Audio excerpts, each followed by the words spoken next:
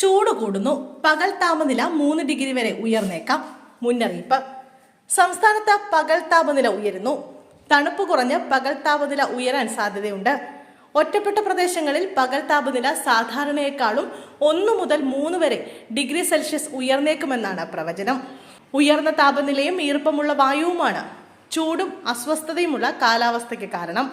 മഴ ലഭിച്ചാലും കേരളത്തിൽ ചൂട് കൂടുന്ന പ്രവണത തുടരുമെന്നാണ് കാലാവസ്ഥാ വകുപ്പിന്റെ നിരീക്ഷണം. ഡിസംബറിൽ രാജ്യത്തെ ഏറ്റവും ഉയർന്ന താപനില കേരളത്തിലാണ് രേഖപ്പെടുത്തിയത്. കണ്ണൂർ വിമാനത്താവളത്തിലായിരുന്നു ഉയർന്ന താപനില രേഖപ്പെടുത്തിയത്.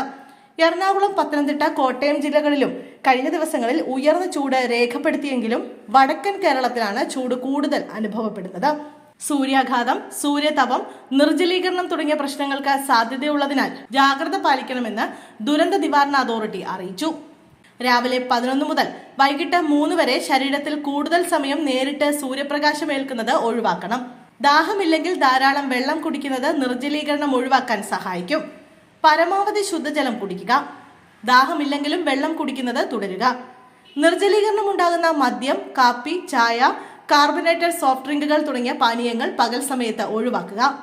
അയഞ്ഞ ഇളം നിറത്തിലുള്ള കോട്ടൺ വസ്ത്രങ്ങൾ ധരിക്കുക. പുറത്തിറങ്ങുമ്പോൾ പാദരക്ഷകൾ ധരിക്കുക. കുടയോ തൊപ്പിയോ ഉപയോഗിക്കുന്നത് നല്ലതായിരിക്കും. പഴങ്ങളും പച്ചക്കറികളും ധാരാളമായി കഴിക്കുക.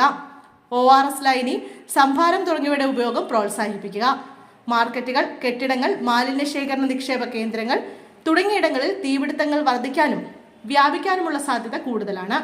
ഫയർ ഓഡിറ്റ് നടത്തേണ്ടതും കൃത്യമായ സുരക്ഷാ മുൻകരുതലുകൾ സ്വീകരിക്കുകയും ചെയ്യേണ്ടതാണ്. ഇവയോട് ചേർന്ന് താമസിക്കുന്നവരും സ്ഥാപനങ്ങളിൽ നടത്തുന്നവരും പ്രത്യേകം ജാഗ്രത പാലിക്കാനും നിർദ്ദേശമുണ്ട്.